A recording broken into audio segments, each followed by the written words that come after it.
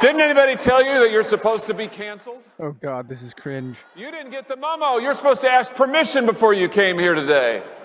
It's great to see you.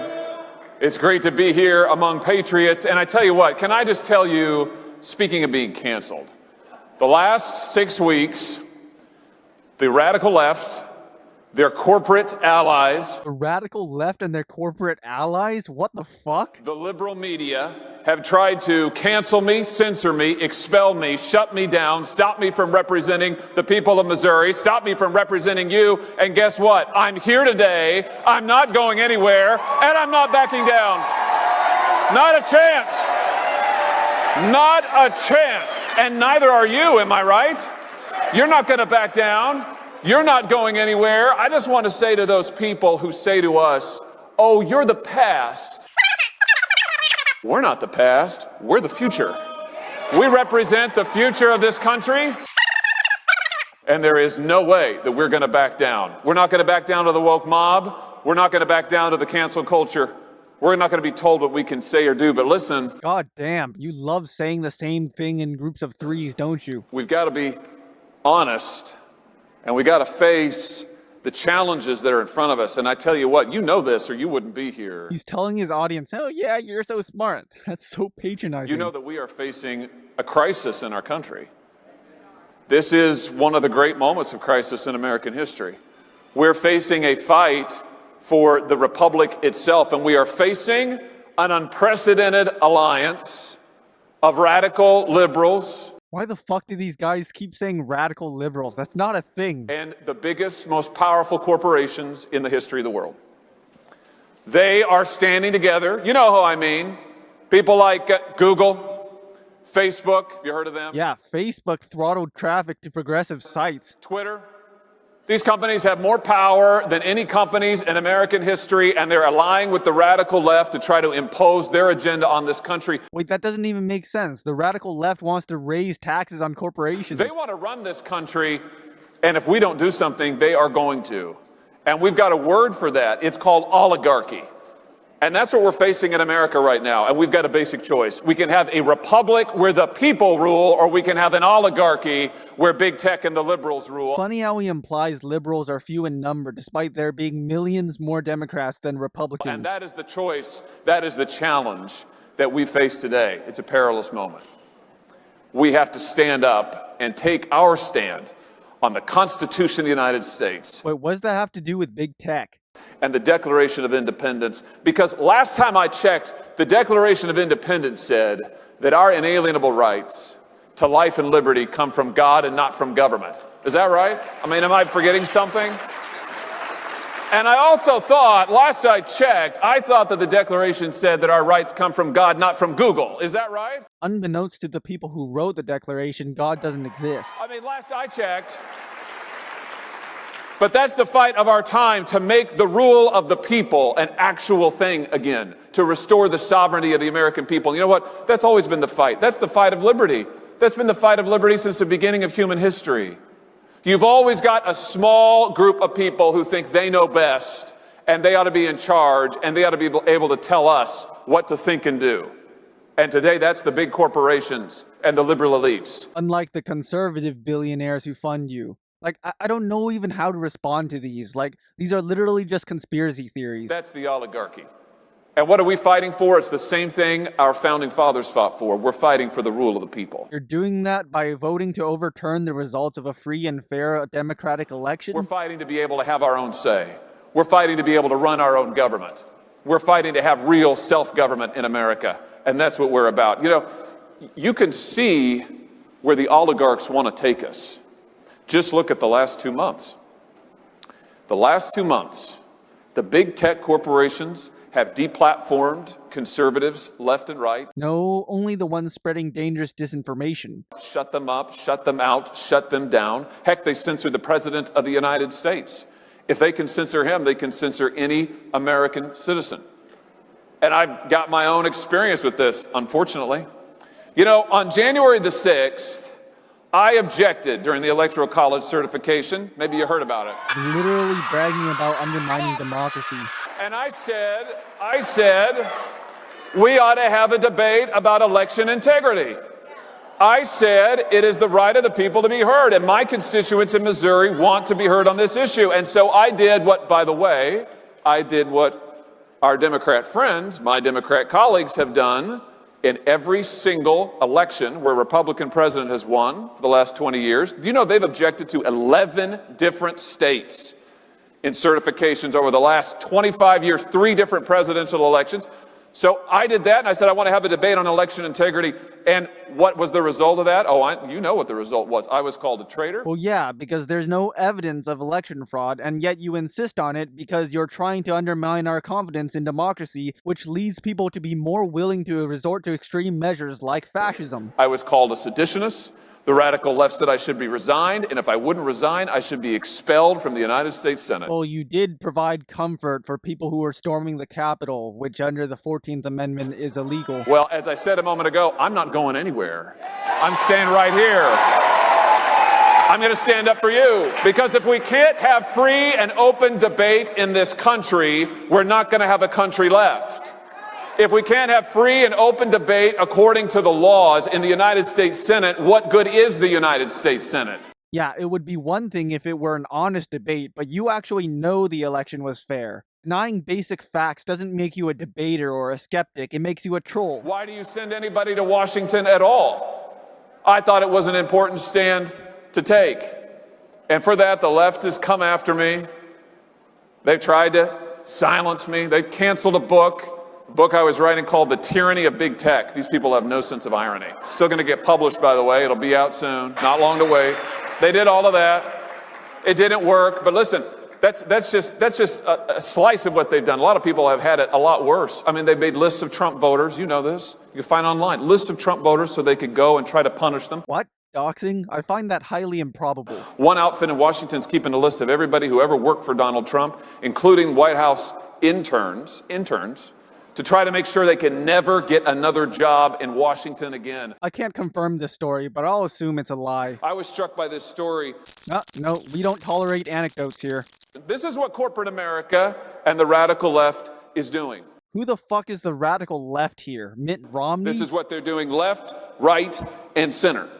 And they're going to keep on doing it unless we do something about it. Now, the real question is, how do we get here? How do we get to this point that these oligarchs, these massive corporations in hock with the left can do what they're doing? And you know the answer to that. He doesn't even have to try because his audience is so stupid they'll just follow along with whatever he says. The answer is that the policy experts in Washington, D.C., and the elected officials there for decades on end have let them do it. They have given them the power. How did big tech get so big? Washington gave away the store. That's how they got so big. Washington subsidized Google and Facebook. Washington subsidized Twitter. And what are these companies, these other mega corporations, these multinational companies, what have they done to repay the favor? No, you know, they've shipped our jobs to China. They've paid our workers poverty wages. Well, that's the Republicans' fault for opposing workers' rights and unions. They have violated all of the principles that we hold dear. That's what they've done. That's what these companies, that's what they live to do. And the left is just fine with it. He'll just vaguely gesture at the left because he can't actually find an actual example of a leftist defending big tech. Because the left and these companies together, these oligarchs, they can impose their agenda on the rest of us. And that's exactly what they're trying to do. So what are we going to do about it?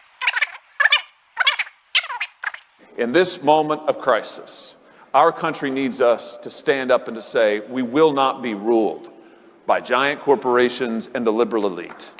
We will not be told what to do by these modern-day oligarchs. What we need is a new nationalism, a new agenda to make the rule of the people real in this country and give the people America back. Give it back to them. Give it back to you. I don't know. There's just nothing I can say except that what he's saying is just a scam. I mean, we know he doesn't actually care about democracy, and we know he's just going to turn around and cut the taxes of those corporations he claims to be fighting against. No more rule by oligarchs, rule by the people. That's what we've got to do, and I can tell you how I would start. I would start by breaking up the big tech corporations. As a radical leftist, that sounds pretty poggers. Break them up in the name of the rule of the people, for the good of the American people and our liberty. We need to break those corporations up and cut them down to size. You know what? The Republican Party, once upon a time, we were the party of trust busters. You know it? I mean, we invented the concept, basically. It's time to reclaim that legacy. It's time to reclaim that legacy, and not just for big tech, but for all of the huge multinational corporations that have sold us out to China, that have sold out our workers, that have sold out our jobs. They need to be broken up, and we need to have free, fair competition in this country again. If only he believed a word of what he just said. That's what it means for the people to rule. We've got to stand up to China and not allow them to continue to push us over, to take our jobs, to cheat on trade. We got to put American workers first. Wait, how do you expect to do that? Our trade war is a disaster. Not illegal immigrants. You know that immigration creates more jobs, right? Can I just say, by the way, on that subject, just on the subject of immigration, you know, we get told all the time, oh, if you believe in a border, if you think that borders actually matter, if you think that citizenship actually matters, well, my goodness, I mean, you're a bigot. Have you ever seen a more obvious straw man? You're backwards. Can I just try to enlighten our liberal friends for a second? We believe in borders because we believe in citizenship. And we believe in citizenship because we believe in America. Wait, that's not an argument. You just said a bunch of words. Citizenship. You know, where I come from in Missouri. No, I don't care about your childhood. We believe in citizenship because we're proud of it. We're proud to be Americans. And when you come to America, you join a family. And in this family, we stick up for one another. We protect one another. We believe in one another. That's what citizenship means. Yeah, but how does this not apply to immigrants who specifically want to be here? That's why it's worth protecting. That's why we need a border. That's a complete non sequitur. The fact that a citizenship might build a sense of community doesn't mean you have to exclude others from that community. Do you agree? I mean, that's what it is. And we've got to resist the attempts of the oligarchs to divide us. You know, they will only succeed at the end of the day. They will only succeed. Pro-immigration people are for integration. You're the one trying to divide us into different groups of people. Oh, who belongs and who doesn't. If we do nothing, and if we allow ourselves to be divided, you can see what their strategy is. I mean, we saw it this whole last year. We heard endlessly from corporate media, from big tech, from the left, how terrible our country is. We heard that we are systemically racist. Well, yeah, just look at the concentration camps we've been building on the southern border. You heard that once or twice? We heard that the real founding of the country wasn't in 1776, it was in 1619 or whatever. I don't necessarily agree with that, but 1619 is a date that's very important as a part of our history, even if it's not just our founding. You know, we heard that America is founded in lies and evil. I mean, that's what we've been told. All of that is false. All of that is a lie. America is not a perfect place, but it's a good place. More than that, it's a great place. Wait. We're talking about history here. Was America a good place? No, there was slavery. Is America a great place today? Depends on who you compare to. It's the greatest nation in the history of the world. By what metric? Military power? Number of people incarcerated?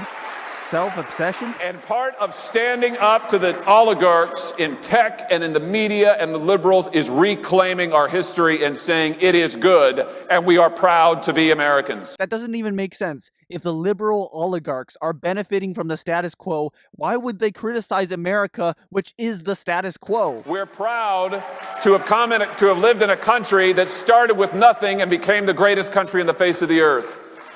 We're proud to live in a country that liberated slaves. But we were one of the later nations to do it. That liberated a continent that was under the thumb of Nazi dictatorship, that rebuilt the entire world after a world war. No, our imperialist measures fucked the world up. We did all of that. This nation did all of that. And are we perfect? Of course we're not perfect. It's like your pastor says at church. Have you heard this? He said, have you ever been to a perfect church? The answer, I mean, I have never been, maybe you have. The answer is no, of course not. Why? Because it's full of people. You know, every church is full of people. America's full of people, but it's full of good people. But it's also full of conservatives. It's full of good people who continue to seek the light and continue to strive towards that more perfect union. Now, my friends, it's up to us to stand up and to remind our fellow Americans of what we believe together, of what we love together, and to tell the oligarchs who want to rule this country that their day has passed, that we are going to stand for the liberty that our forefathers fought and died for, and we are going to make it real again in this day. We can do it. We can do it. You know, it seems now in this moment like the oligarchs and their allies are so powerful, but the truth is that the strength of America is always in the unheard voices of its people all across this great land. The strength is in you. The unheard people? You mean the ones who voted for Joe Biden that you decided to discount? The strength is in us together. And I just want to close with a line I've thought a lot about, a quote from Daniel Webster, who, in some trying years of his own, union now, union forever. What he meant is that for those who said that America's time had passed, that the country was hopelessly divided, that it was irredeemable, sound familiar? He said, no, union now, union forever. I just want to say, my friends, America now, America first, America forever. God bless you. God doesn't exist. It's great to be with you. Take care. Thank you so much.